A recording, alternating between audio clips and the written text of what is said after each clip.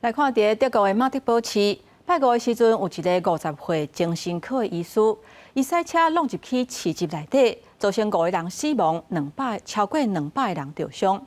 这个嫌犯是为沙乌地来移民，伊曾在咧网络顶发表一寡反对伊斯兰的言论。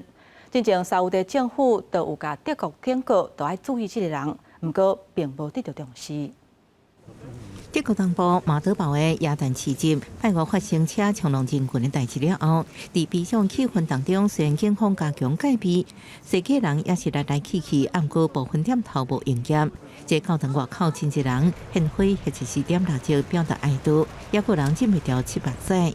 警方调查发现，患者5死200外伤惨叫主嫌是一个已经移民德国18年、为沙地来的精神科医师塔里布。伊在2016年提到公民权，常常在上分网站发表反伊斯兰言论。 At this point, we can say for sure that the perpetrator was evidently Islamophobic, and we can confirm that. 塔利布讲，家己是放弃伊斯兰信仰，遭到迫害的前穆斯林，伊认为只有亲像安尼这种背景的人有寻求庇护的合法条件。不过，德国前总理梅克尔说收容伤过济伊斯兰难民，伊也对家己伫德国遭到无公平对待感觉不满，讲要复仇。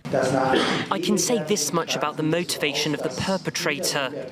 As things stand at the moment, it looks as if the background to the crime could have been disgruntlement with the way Saudi Arabian refugees are treated in Germany. But what exactly was behind is still under investigation. 苏市长针对塔利布的这件言行，沙地情报单位早伫1年前已经对德国当局发出警告，不过无受到重视。反恐专家批评德国安全螺丝松气。It's very clear that the various layers of security protections in Germany had some holes in it, and like slices of Swiss cheese, these holes aligned to allow for this very horrible attack. So you had this warning from Saudi Arabia, but you also had warnings domestically in Germany from people who knew him to the police that he is getting quite weird.